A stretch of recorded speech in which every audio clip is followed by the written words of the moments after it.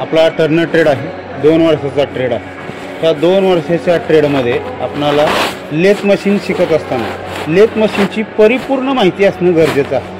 आपण आता पुस्तकामध्ये पाहिलं की लेथ मशीनचे पूर्ण आपण चित्र पाहिलं, त्याच्यामध्ये लेथ मशीनचे मेन 3 पार्ट आहेत। एक हेड स्टॉक आहे, टेल स्टॉक आहे आणि मधल्या जो पोर्शन दिसतो तो कॅरेज आहे। या तिन्हींचा मिळून जी तयार होती ती लेथ मशीन आहे।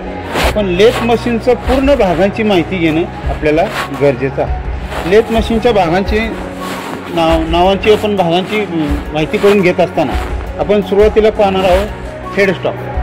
हेड स्टॉक हे 2 प्रकारचे असतात। आता सध्या जे आपल्याला हेड स्टॉक दिसत आहे ते आहे ऑल गिअर्ड हेड स्टॉक आणि दुसरा जो असतो तो कोन पुली टाईप हेड स्टॉक।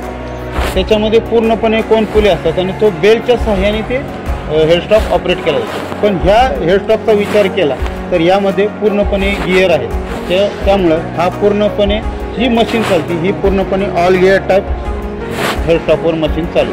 आता ह्या हेड स्टॉक गिअरचं जर निरीक्षण केलं तर या ठिकाणी 2 लिव्हर तुम्हाला दिसत आहेत। ह्या 2 लिव्हरचा उपयोग फक्त आपणाला लेथचं स्पिंडल स्पीड सेट करण्यासाठी याचा उपयोग केलेला आहे। याच्यामध्ये जर चार्ट पाहिलं तुम्ही तर इथं दिलेलं बघा स्पिंडल RPM, याच्यामध्ये AB आणि एका साईडला NMOP असा चार्ट दिसत आहे। याच्या सहाय्याने आपण स्पिंडलला जे काही स्पीडची रिक्वायरमेंट आहे त्या स्पीडच्या रिक्वायरमेंटप्रमाणे आपण ते स्पिंडल किंवा त्या स्पिंडलला RPM सेट करत असतो। त्याच्यानंतर ह्या हेडस्टॉकच्या डाव्या साईडला इथं U, W किंवा S हा सेट दिसत आहे। हा सेट कशाचा आहे की ज्यावेळी आपणाला थ्रेडिंग ऑपरेशन करायचं, थ्रेडिंग करण्यासाठी या ठिकाणी सेट आहे। जो ॲक्च्युली आपणाला थ्रेडिंग कट करायचं आहे त्याप्रमाणेच आपणाला तो गिअर सेट तिथं ट्रेन किंवा सेट करावा लागतो। त्याच्यानंतर आपण ह्या हेडस्टॉक नंतर आपण पाहणार आहोत कॅरेज। ह्या कॅरेजचं जर निरीक्षण केलं तर या ठिकाणी आपणाला एक हे व्हील दिसतंय, एक दुसरं व्हील दिसतंय। हा व्हील म्हणजे क्रॉस फीड देण्यासाठी, म्हणजे फेसिंग ऑपरेशन करत असताना जॉबवर आपणाला जे फीड देते ते क्रॉस फीड असतं आणि त्याच वेळेस आपणाला जे ऑपरेशन होतं ते फेसिंग ऑपरेशन होतं। आणि दुसरं जे व्हील दिसतंय ते आहे लॉन्जिट्युडनल फीड देण्यासाठी, म्हणजे ओडी टर्निंग करण्यासाठी आपण ह्या व्हीलचा उपयोग करतो। त्याच्यानंतर या ठिकाणी जे एक लिव्हर दिसतं, ह्या लिव्हरचा उपयोग ज्यावेळी आपणाला ॲटोमॅटिक फीड देऊन किंवा ॲटोमॅटिक मशीन चालू करायची त्यावेळी हा जो लिव्हर आहे तो जर वरच्या बाजूला शिफ्ट केला तर ही तुमची मशीन चालू केल्यानंतर ॲटो लेफ्टला जाईल किंवा राईटला जाईल किंवा पुढच्या बाजूला जाईल किंवा पाठीमागच्या बाजूला। जे तुम्हाला फीड लावायचे ते फीड ॲटो लावल्यानंतर ती मशीन त्या पद्धतीने तुमची काम करेल। त्याच्यानंतर ह्या क्रॉस फीडच्या वरती एक तुम्हाला पूर्ण जो पोर्शन दिसतो तो पोर्शन म्हणजे क्रॉस लाईड आहे। याच्यावर एक स्वेल बेस प्लेट आहे। जसं तुम्ही ह्या व्हीलनी लॉन्जिट्युडनल फीड देता किंवा ह्या व्हीलनी क्रॉस फीड देता, त्याचप्रमाणे तिसरा जे फीड द्यायचं ते अँग्युलर फीड देण्यासाठी आपण ह्या पूर्णपणे पोर्शनचा उपयोग करणार आहोत।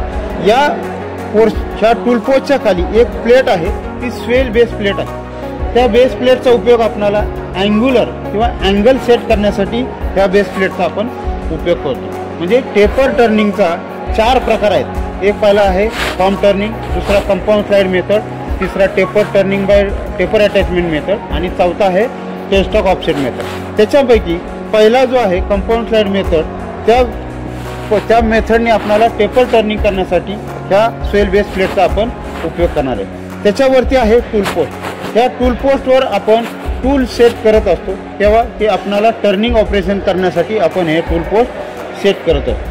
टूल हे सेंटर हाईटला प्रॉपर सेट झालंच पाहिजे। जर सेट झालं नाही तर ज्यावेळी आपण फेसिंग ऑपरेशन करू आणि जर ते सेंटर हाईटपेक्षा जर टूल सेट खाली सेट झालं तर त्या ठिकाणी पॉईंट राहण्याची शक्यता आहे। आणि फेसिंग ऑपरेशन झाल्यानंतर जर त्याच्यावर आपल्याला सेंटर ड्रिलिंग ऑपरेशन किंवा ड्रिलिंग ऑपरेशन करायचं असेल आणि त्या ठिकाणी जर पॉईंट शिल्लक राहिला असेल तर त्या ठिकाणी प्रॉपर सेंटर ड्रिल होत नाही किंवा ते ड्रिल शिफ्ट होण्याची शक्यता असते किंवा त्याच्यामुळं अपघात होण्याची शक्यता आहे। त्याच्यामुळं ते होऊ नये म्हणून आपण काय करायचं, हे जे टूल आहे हे प्रॉपर सेंटर हाईटलाच सेट करायचं. त्याच्यानंतर पुढचा भाग आहे बेड.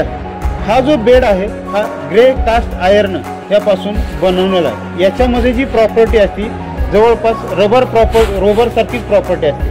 म्हणजे त्याच्यावर कितीही कंप हादरे बसले तरी ते परत मूळ जागेवर येतं, म्हणून त्याला आपण रबर प्रॉपर्टी असं मी म्हणतो. ते कारण हे जे कॅरेज आहे ह्या बेडपेक्षा भरपूर हेवी आहे. त्याच्यावरून उजवीकडे डावीकडे किंवा डावीकडून उजवीकडे जातात त्याच्यावर कंप तयार होतात, पण रबर प्रॉपर्टीज असल्यामुळे त्याच्यावर खड्डे पडत नाही. त्याच्यानंतर खालच्या बाजूचा जे पोर्शन आहे तो आहे लीड स्क्रू. हा लीड स्क्रू आपणाला ज्यावेळेस थ्रेडिंग ऑपरेशन करायचं असतं त्यावेळी आपणाला त्याचा वापर करायचा असतो. पण या लीड स्क्रूचं जर निरीक्षण केलं तर त्याचा जे थ्रेड आहे ते आहेत ॲक्मे थ्रेड आणि त्याचं थ्रेडिंग अँगल असतो 29 डिग्री. हे ना चौकोनी असतात ना त्रिकोणी असतात, हे असतात ट्रॅपेझॉइडल थ्रेड असतात, त्याची डिग्री असते 29 डिग्री. त्याच्यानंतर त्याच्या खालच्या बाजूला आहे तो फीड शाफ्ट. ज्यावेळी तुम्हाला ॲटोमॅटिक मशीन चालवायची आहे म्हणजे लॉन्जिट्युडनल फीड ॲटोमॅटिक चालवायचं किंवा क्रॉस फीड ॲटोमॅटिक चालवायचे, त्यावेळी ह्या फीड शाफ्टच्या साहाय्याने किंवा या ठिकाणी असलेल्या फीड शाफ्टच्या लिव्हरच्या साहाय्याने ॲटो केल्यानंतर ही मशीन तुमची ॲटोमॅटिक चालली जाते. त्याच्यानंतर आहे टेलस्टॉक. ह्या टेलस्टॉकच्या पुढच्या बाजूला आहे स्पिंडल. या स्पिंडलमध्ये आपण ड्रिल बसवू शकतो किंवा सेंटर ड्रिल बसवू शकतो. ड्रिल चकच्या मध्ये सेंटर ड्रिल बसवू शकतो आणि याच्या साहाय्याने आपण फेसवर किंवा फेसिंग केलेल्या जॉबवर सेंटर ड्रिलिंग किंवा ड्रिलिंग ऑपरेशन करू शकतो. टेलस्टॉकचा उपयोग बिटवीन सेंटर म्हणजे